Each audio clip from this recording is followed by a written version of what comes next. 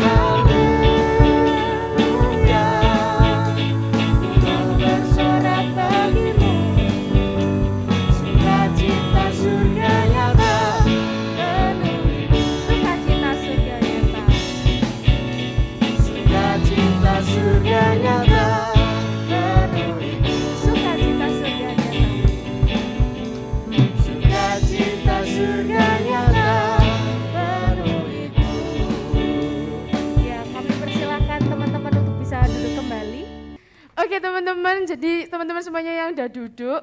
Ya, saya akan memberikan tebak-tebakan tidak berhadiah ya teman-teman. Mas, ada yang tahu ini sekarang tanggal berapa? Krik, krik, krik. Berapa? Tanggal berapa? Kok 18 sih? 16, wih. Siapa ya? Pasti Marvin tadi ya yang bilang. 16 ya teman-teman ya, oke, Mantuliti. Ada yang tahu tanggal 16 Oktober ini adalah tanggal krik, krik. Apa teman-teman? Oke, siapa yang ulang tahun? Kita semua ya teman-teman ya. Jadi kita mau sama-sama memperingati usia kita 38 tahun ya. Meskipun kalian masih remaja atau pemuda semuanya 38 tahun ya jadinya. Jadi 38 tahun ini untuk semua usia jemaat jemaat GKT Gresik dan Surabaya. Nah, jadi kita sama-sama mau memperingati ya, bersyukur kepada Tuhan atas kasih-Nya. Jadi pertumbuhan jemaat di sini gitu ya. Kita mau sama-sama dikuatkan, sama-sama mau bersuka cita. Nah, kita boleh sama-sama bangkit berdiri ya teman-teman. Kita nanti akan ada tepuk lilin ya, bukan tiup lilin ya, karena tidak baik ya tiup lilin itu. Oke, semuanya teman-teman bangkit berdiri, musik, nyanyi, mainkan lagu selamat ulang tahun. Happy birthday. Tolong nyanyiin bareng ya, karena aku takut gak hafal lirik. Oke teman-teman boleh sambil tepuk tangan ya, kita nanti mau tepuk lilin ya, ini semuanya sama-sama ya. Happy birthday to you. Happy birthday, happy birthday, happy birthday to you. Happy birthday to you. Happy birthday GKT. Happy birthday, happy birthday, happy birthday GKT. Umurnya kuat imannya, selalu bertumbuh di dalam Tuhan, di dalam Tuhan, di dalam Tuhan. Oke, amin ya teman-teman, kita mau sama-sama mengimani, kita semakin panjang umur, kita mau semakin kuat iman kita dan bertumbuh di dalam Tuhan. Oke, silakan bersama-sama ya, yang nggak bisa tiup lilin silakan ya, tepuk lilin ya. 1, 2, 3. Ya, oke, selamat ulang tahun buat kita semua. Nah, jadi kita mau kuenya tidak akan dimakan sekarang ya, jadi jangan iri. Kita mau sekarang bersama-sama bersatu hati dalam doa ya. Mari kita berdoa.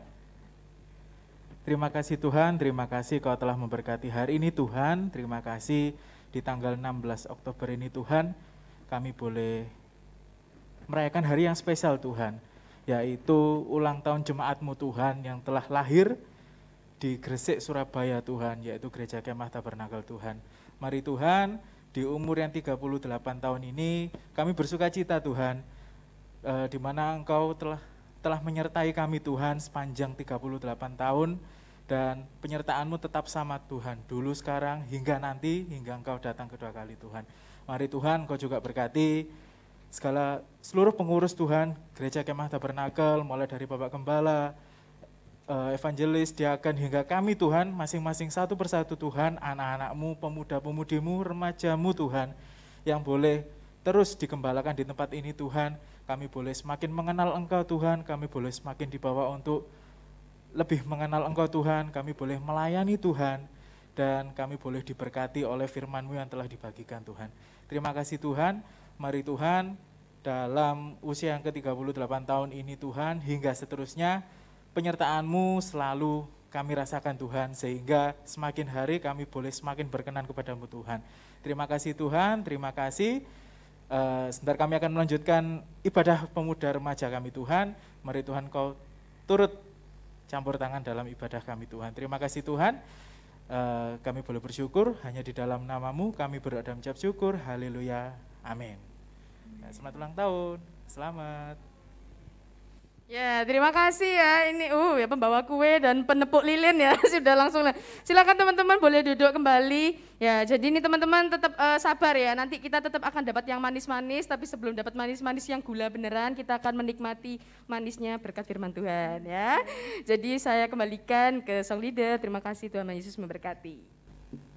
Ya, seperti yang Ci Agnes bilang ya teman-teman, kita mau menikmati manisnya firman Tuhan. Kita mau bersama-sama siapkan hati kita teman-teman buat kita bisa menerima firman Tuhan. Kita mau pujikan bersama satu hal yang kurindu.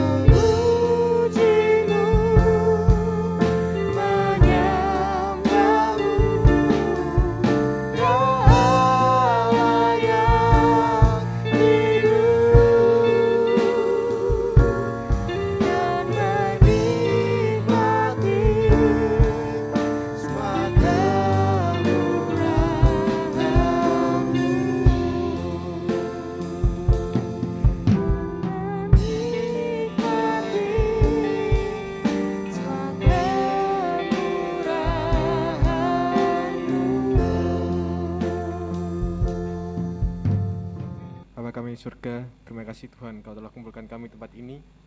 Sebentar hamba-Mu akan mendengarkan firman-Mu Tuhan. Siapkan hati kami untuk mendengarkan firman-Mu Tuhan. siapkan juga hamba-Mu yang akan menyampaikan firman-Mu Tuhan. Sebentar kami akan mendengarkan firman-Mu Tuhan, kami menyerahkan dalam nama Tuhan Yesus Kristus. Haleluya, amin. Silakan duduk teman-teman. Kalau minggu lalu kita gabung, kali ini kita Pecah kelas ya, seperti itu.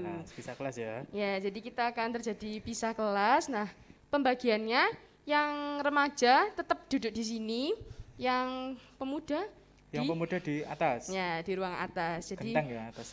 silakan boleh langsung aja teman-teman, boleh segera. Tuhan, ketemu lagi ya. Ada ketemu, pemuda ketemu lagi. Kita sudah tahu ini ya, cara ketemu. Oke, kita terima kasih di perhatiannya sama pemuda remaja. Kita akan belajar firman Tuhan. Beberapa minggu ini kan ada tema yang sudah disiapkan oleh pengurus ya, dan pemuda dan remaja. Dan temanya ini berkaitan dengan hal-hal yang hits.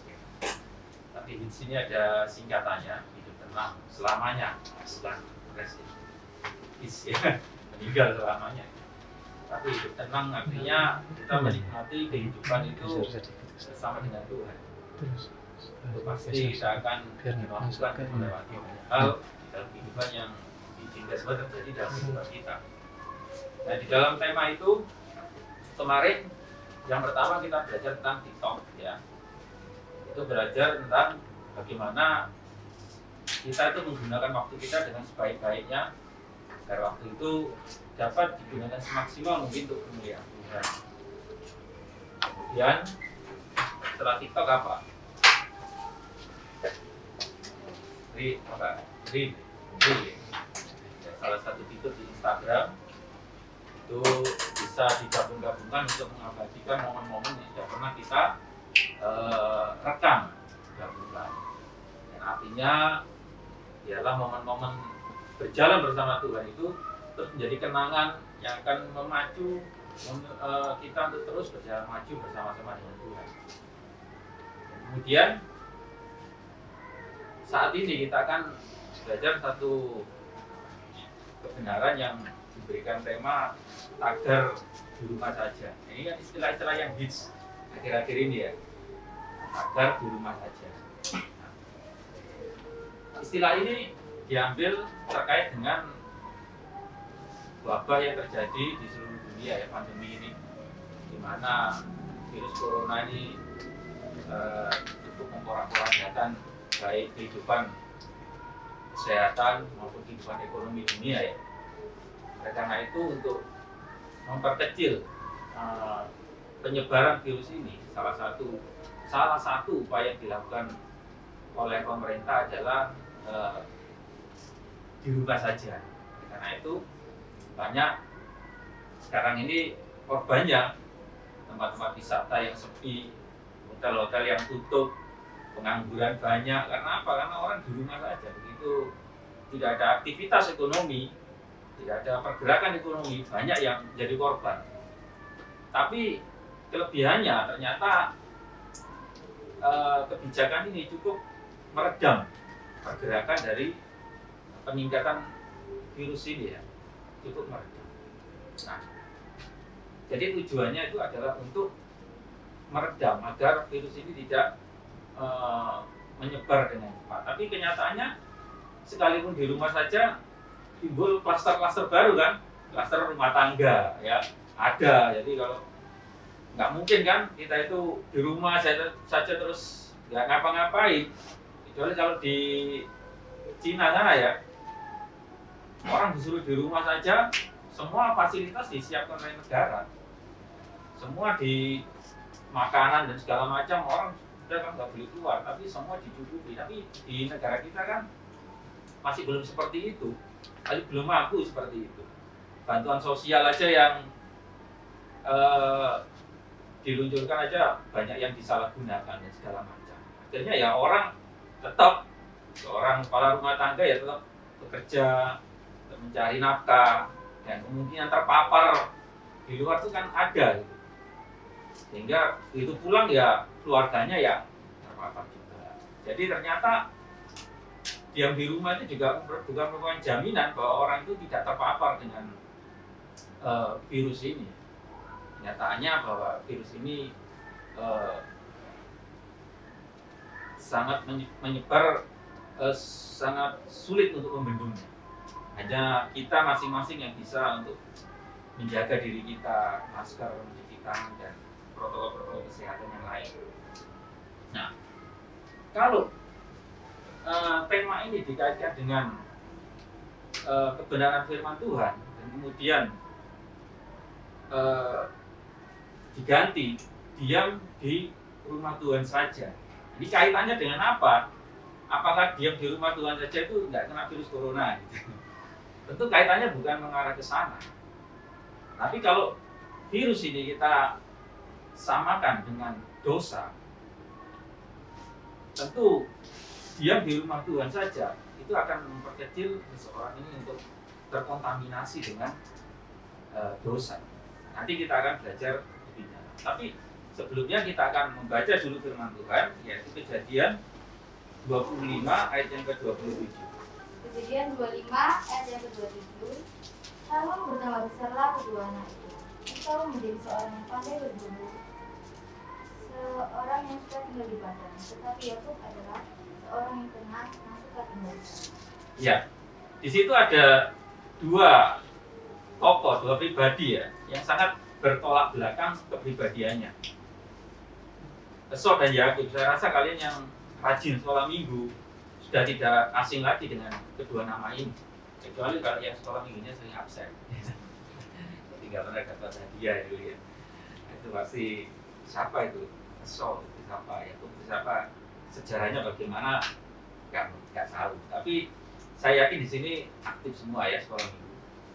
Nah, Esau dan Yakub ini adalah dua pribadi yang memiliki kepribadian yang tidak sama. Si Esau itu suka tinggal di luar, di padang.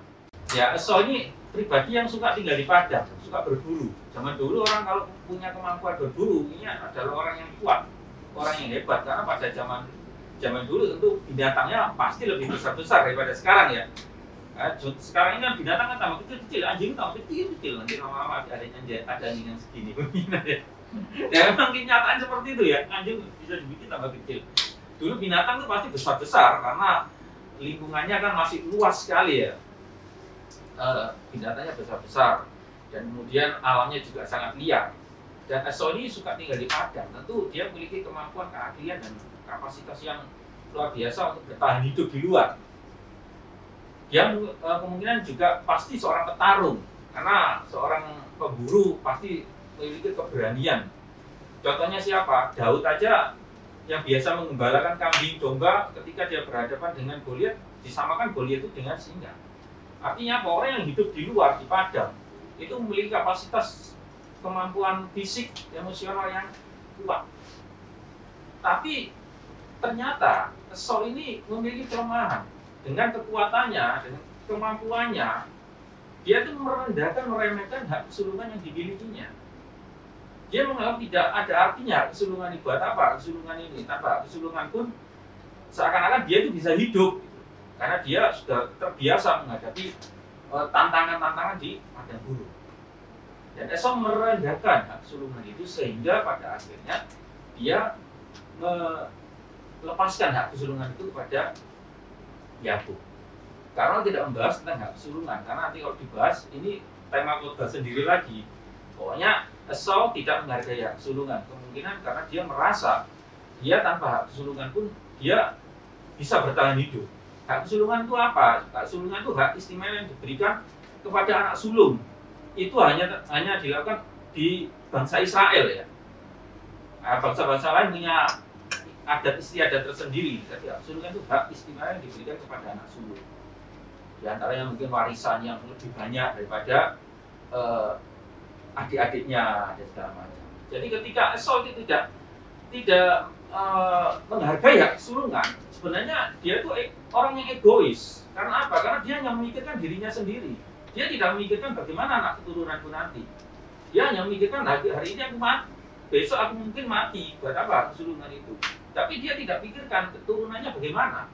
Karena hak ini kan diwariskan. Akhirnya hak itu dijual kepada Yakub.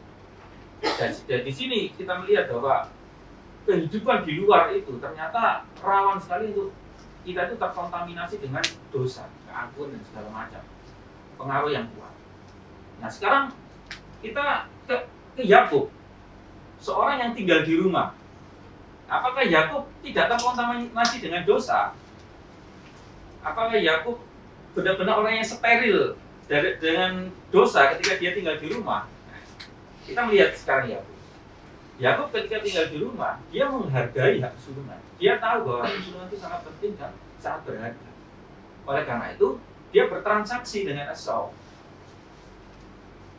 dengan semangkuk kacang merah. Dia bilang, tukar hak kesulunganmu dengan ini. Kalau kamu ingin kacang merah ini, aku minta hak kesulunganmu. Karena Esau tidak menghargai, diberikanlah hak kesulungan itu kepada Yakub.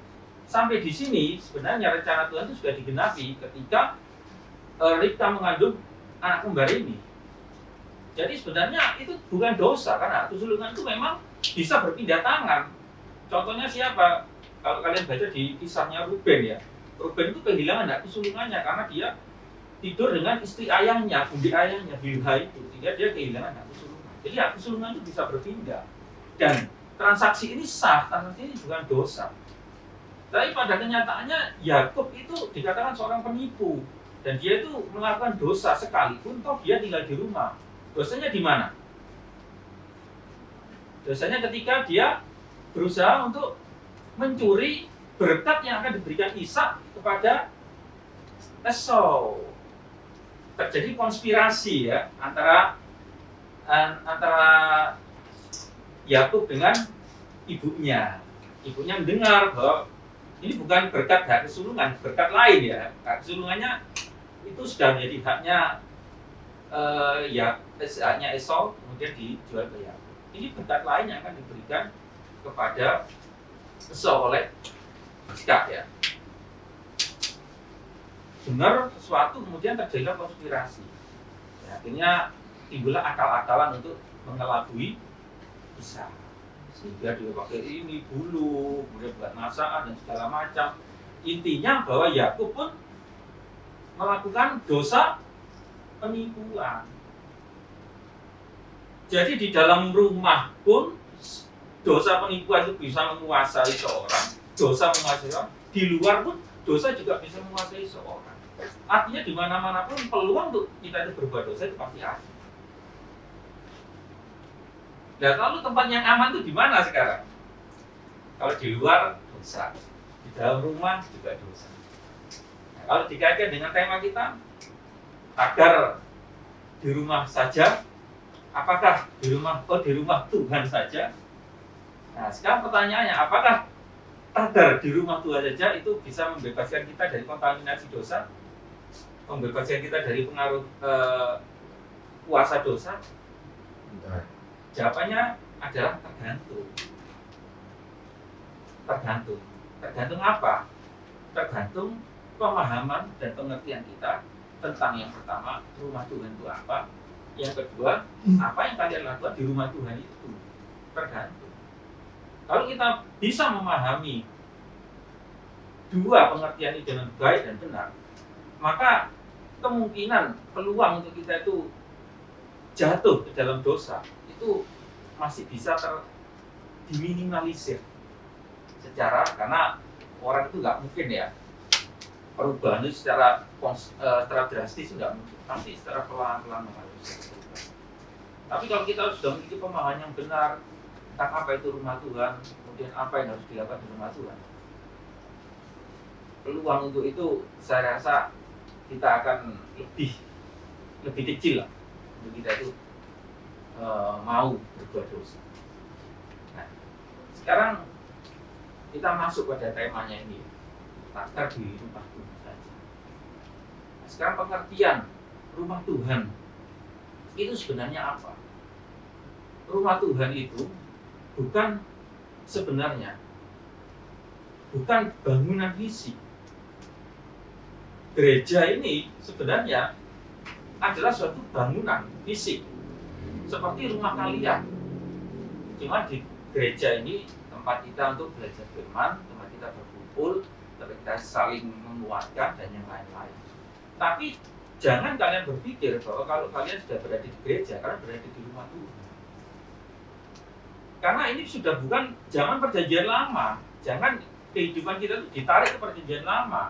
Dulu di dalam perjanjian lama yang namanya bait suci, itu memang Tuhan ada di situ. Memang Tuhan hadir di situ yang diwakili oleh tabut perjanjian.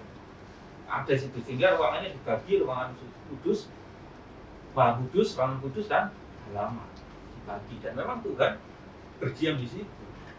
Tapi di perjanjian baru itu tirai sudah dirobek dan Allah sudah tidak ada, tidak secara khusus hadir di suatu ruangan. Gitu. Allah ada di mana? Allah ada di mana saja. Dia maha ada dan dia maha hadir. Oleh karena itu kalau kita berkata bahwa kita di gereja itu kita berada di rumah Tuhan, ini kurang tepat sebenarnya. Karena kalau kita kembali, semua kan harus ada dasar kebenaran firman Tuhan ya. Mari kita melihat rumah Tuhan itu di perjanjian baru itu siapa sebenarnya? Kita baca di dalam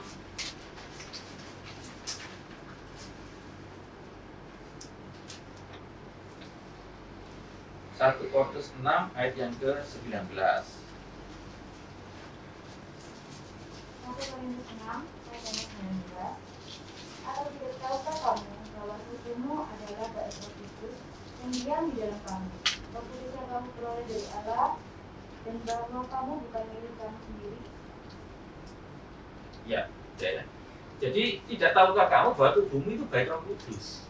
Jadi sebenarnya rumah Tuhan itu adalah diri kita.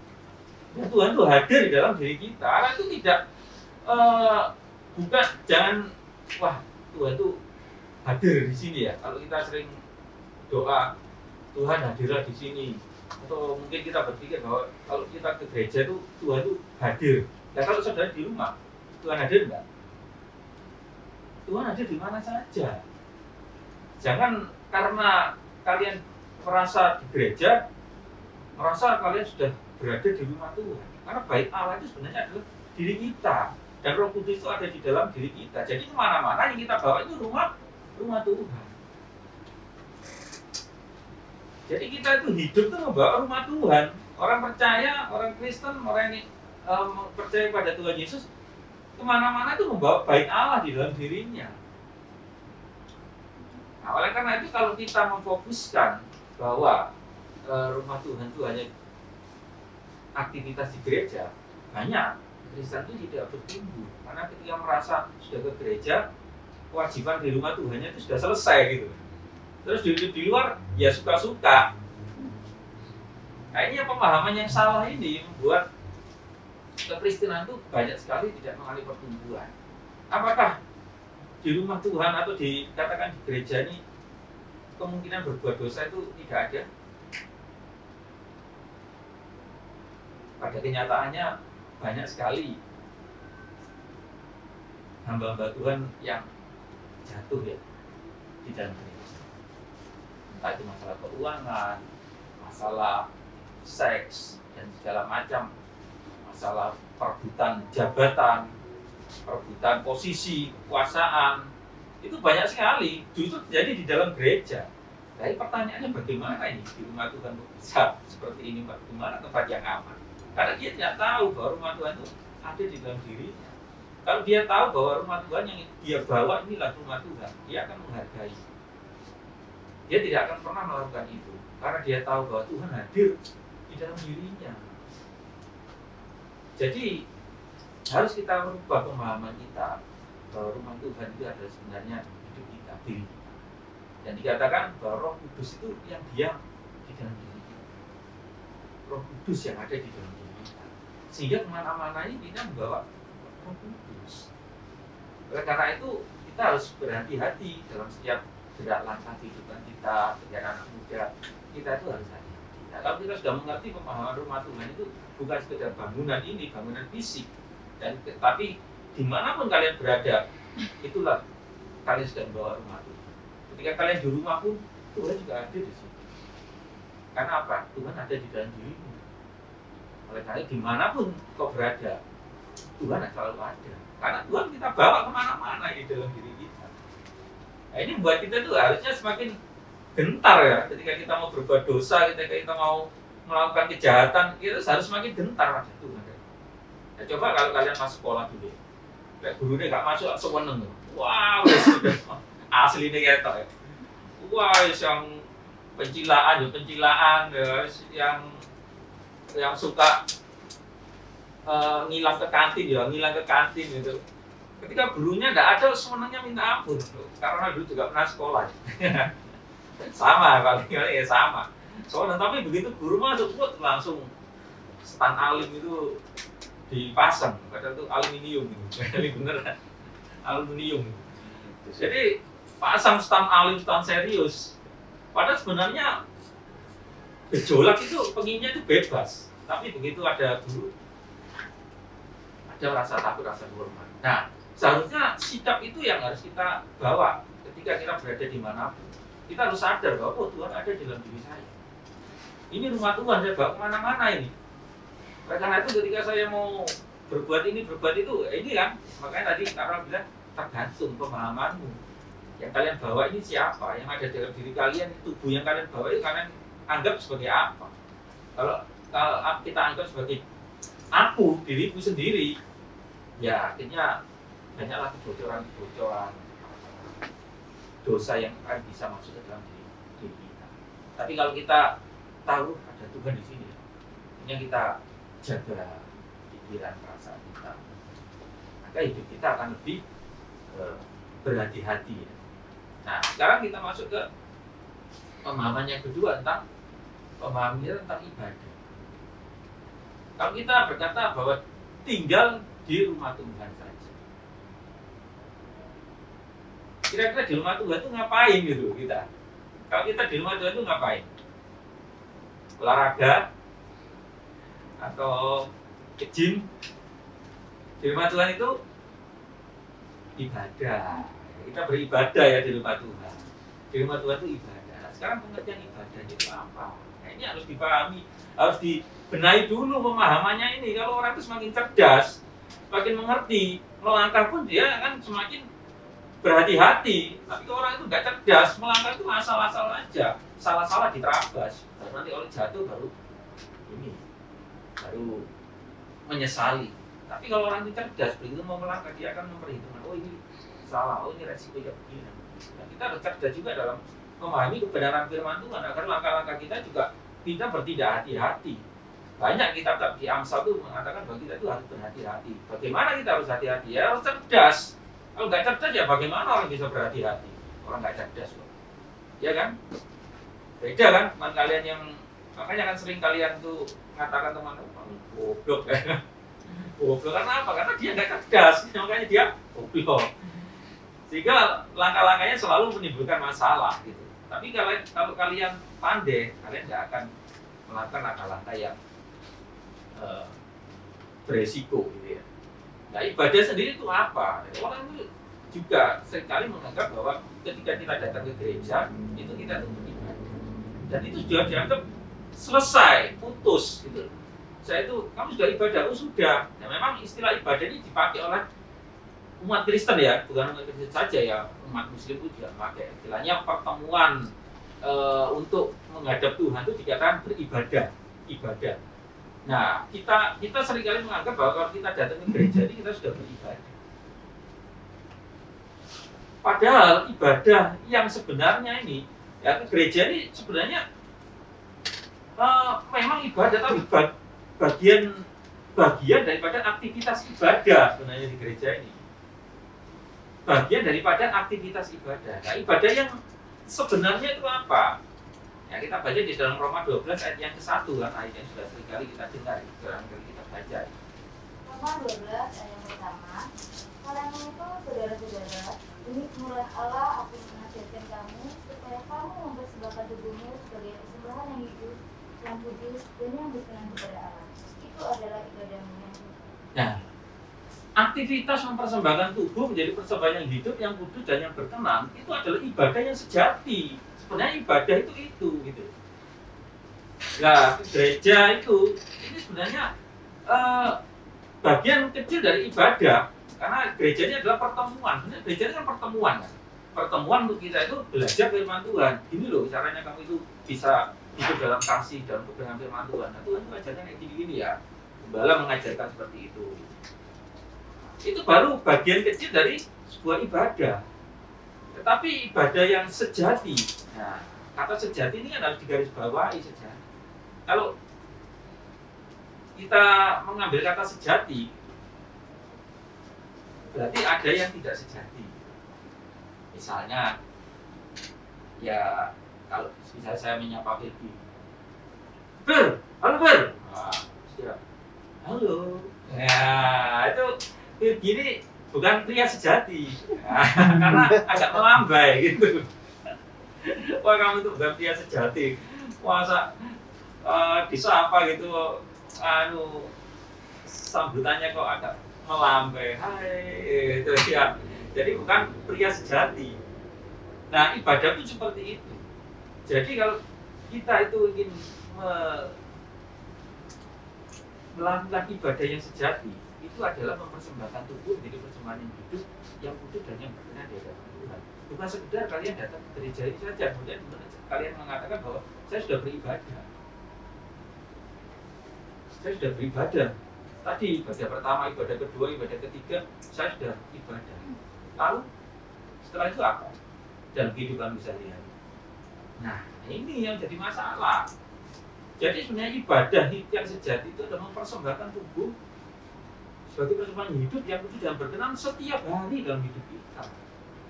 Setiap gerak langkah kehidupan kita itu adalah ibadah. Makanya tadi orang bilang, kalau kita kemana-mana, kita merasa bahwa kita membawa diri kita, maka kita akan bisa hidup semau gue. Ini saya, ini aku, ini diriku, aku ini. Tapi kalau kita membawa bait Allah kemana-mana, nah, kita tidak akan mungkin bisa berkata ini aku, ini hidupku, ini gue gitu. Tapi ini Tuhan, Yesus ada dalam diriku. Nah itu ibadah itu adalah setiap gerak langkah kehidupan kita dalam kehidupan kita sehari-hari. Apa yang kau katakan, apa yang kau pikirkan, apa yang kau ucapkan, apa yang kau tindak, kita lakukan, itu adalah ibadah semua. Bukan di gereja aja kita jadi orang alim, orang baik. Jadi nggak ada orang yang suka ya saling mencaci, menjelekkan. Ya di sini mungkin tidak kelihatan ya. Tapi di luar sana sifat asli kita, karakter asli kita itu yang kelihatan. Dan jangan dikira ketika kita di luar kita sudah lepas dari ibadah. Tapi ibadah yang benar itu yang persembahkan tubuh, persembahanmu. Artinya apa? Kamu harus sembelih hidup. Persembahan, kalau kita mengacu ke persembahan zaman perjanjian lama, itu disembelih, bahan korban disembelih. Kita harus bisa menyembelih daging kita untuk dipersembahkan ke Tuhan. Baru itu ibadahmu itu sejati. Kalau ibadahmu itu nggak seperti itu, berarti ibadahmu itu melambai. Dikatakan suam-suam kuku, panas enggak, dingin enggak, akhirnya Tuhan muntahkan. Nah, ini adalah prinsip yang harus kalian pahami, supaya hidup kekristenan kita itu semakin bertumbuh di dalam memahami kebenaran firman Tuhan. Artinya kalau kita mengerti akan hal itu, semua peristiwa yang terjadi yang kalian alami dalam kehidupan kalian itu nggak akan membuat kalian itu bergejolak. Makanya dikatakan kamu akan bisa hidup tenang di rumah Tuhan saja. Artinya apa? Kalau kita memiliki pemahaman yang cerdas, sehingga setiap peristiwa yang terjadi itu akan membuat kamu itu tenang gitu loh. Kalian mau digosipin anak-anak, kalian tenang. Karena apa? Oh, aku sedang nyembelih. Dan tak sembelih ini. Apa? Gengsiku, ego. Kalian dicurangi sama adik kalian, kakak kalian diam saja. Dan ini harus dilakukan, dimulai untuk kita berani melakukannya. Kalau dulu zaman rasul-rasul yang pertama, murid-murid Yesus yang pertama kekristenan abad mula-mula itu, wah banyak kekristenan yang hanya untuk percaya pada Tuhan Yesus, hanya untuk beribadah, mereka dikejar-kejar ya. Banyak yang dibunuh, dibantai, gantung, dimasukkan ke tir, digantung, dibakar, jadikan lampion itu. Itu kekristenan abad mula-mula. Mereka dibantai dan dibunuh karena mereka ingin beribadah dan ingin mengikut Yesus, mereka harus membayar harganya itu. Di zaman sekarang ini sudah tidak seperti ini kan, tidak ada kan orang dibakar apa. Kalau ada gereja dibakar itu ya dulu lah, tapi itu kan dari sekian tahun itu berapa kali sih itu terjadi kan, dari sekian banyak orang Kristen berapa sih itu yang mengalami, prosentasenya sangat-sangat kecil sekali. Nah sekarang orang beribadah dengan bebas, apalagi online ya, buka YouTube khotbah hamba Tuhan apa aja, mau jam berapapun kalian tuh mendengarkan firman bisa. Begitu bebasnya sekarang ini, waktu, tempat apa kita beribadah tidak ada kendala. Beda dengan zamannya kekristenan abad mula-mula, orang mau percaya Yesus saja harus mengalami aniaya yang luar biasa. Nah sekarang di era yang seperti ini, siapa yang menyembelih hati kita? Ya kita sendiri. Kita harus berani menyembelih hati kita, baru jadi katakan kalian melakukan ibadah yang sejati. Dan itulah adalah kekristenan yang benar. Karena itu jangan kita tuh merasa kalau sudah ke gereja, sudah beribadah, setelah putus, selesai, setelah itu balik pulang, udah hidup balik seperti sedia kala. Akhirnya kekristenan itu nggak mengalami pertumbuhan, kekristenan nggak mengalami perkembangan, karakternya nggak ada bedanya dengan orang-orang yang tidak mengenal Kristus. Nah ini harus kita mulai belajar, mengerti akan hal ini, bahwa ibadah itu adalah hidup kita sehari-hari. Jadi kita sehari-hari ini mengejar perkenanan Tuhan. Kita baca di dalam 1 Timotius 4 ayat 7 sampai 8. Tetapi jauhlah Tarius dan dongeng yang kedua. Kasihlah dirimu beribadah. Latihan badannya beribadah sebenarnya, tetapi ibadah itu berguna dalam segala. Karena mengandung benci, baik hidup ini maupun hidup yang akan. Lanjut yang ke-12. Ayat yang ke-12, jangan seorang pun menganggap saudaranya sekarang pemuda. Jadilah teladan bagi orang-orang percaya dalam perkataanmu, dalam tingkah lakumu, dalam kasihmu, dalam kesetiaanmu, dan dalam kesucian. Iya, ini ibadah, latihlah dirimu untuk beribadah. Jadi harus kita latih setiap hari. Jadi jangan berdoa sama Tuhan, Tuhan berikan aku sabar, atau tiba-tiba kalian berubah jadi sabar. Tidak ada itu, tidak ada. Nggak mungkin ini terjadi. Karena kita diberi tanggung jawab oleh Tuhan untuk menyelesaikan karakter dosa yang ada dalam diri kita. Dosa itu sudah ditanggung oleh Kristus di atas kayu salib. Akibat dosa sudah ditanggung. Tapi karakter dosa, kodrat dosa, itu harus kita selesaikan di dalam diri kita. Kalian harus selesaikan, kalian diberi tanggung jawab untuk menyelesaikan. Apa sekarang dosa-dosa yang masih melekat dalam diri kita? Nah, kita harus tahu, masing-masing kita beda, punya Karona, punya kalian juga beda-beda. Ya, itu tanggung jawab kalian untuk selesaikan. Nah itu baru kalian melatih diri kalian untuk beribadah dan kan melakukan ibadah yang sejati. Bukan hanya datang ke gereja pulang balik lagi kehidupannya. Yang suka iri ya tetap iri, yang suka gosip ya tetap gosip, yang suka sukanya belanja-belanja barang-barang nggak berguna ya tetap gitu aja. Nggak ada perubahan di dalam kehidupan kita. Yang suka yang cowok-cowok nih yang suka parah, bertengkar ya gitu-gitu aja, nggak ada perubahan. Ya terus apa gunanya kita ke gereja gitu? Kan nggak ada gunanya kan? Kita ke gereja tapi nggak mengalami perubahan dalam kehidupan kita, nggak ada gunanya. Itu kalian belum melakukan ibadah yang sejati. Kalian melambai, hati-hati kalau melambai ya Tuhan mengutangkan. Jadi Tuhan itu tegas dalam banyak hal, dan itu harus kita pahami. Tapi Tuhan juga akan menuntun kehidupan kalian, kehidupan kita, untuk kita terus mengalami perubahan-perubahan. Berubahlah oleh pembaruan. Latihlah dirimu untuk beribadah. Artinya apa? Bukan hanya di gereja saja, tapi dimanapun kalian berada, di sekolah, di tempat kuliah, di tempat kerja, kalian pasti akan dihadapkan Tuhan pada hal-hal yang akan menggesek, menggosok kedagingan kalian agar semakin hari semakin berkenan di hadapan Tuhan. Dan sadarilah itu akan terjadi dan pasti terjadi dalam kehidupan anak-anak Tuhan. Itu berarti orang-orang yang dikasih itu. Kalau kalian mengalami itu, berarti kalian itu dikasih itu. Justru kalau kalian mengalami itu, nggak merasa apa-apa itu, aku gini ya, nggak apa-apa, aduh, hati-hati ya. Hati-hati, yang kukasih itu akan kutegur dan kuhajar. Itu firman Tuhan. Yang kukasih kutegur dan kuhajar. Tapi kalau kalian nggak apa-apa tuh, nggak terasa apa-apa tuh, aku berantem, aku gosip, aku berbuat gini, berbuat itu, nuruti keinginan dagingku, nggak ada efek apa-apa.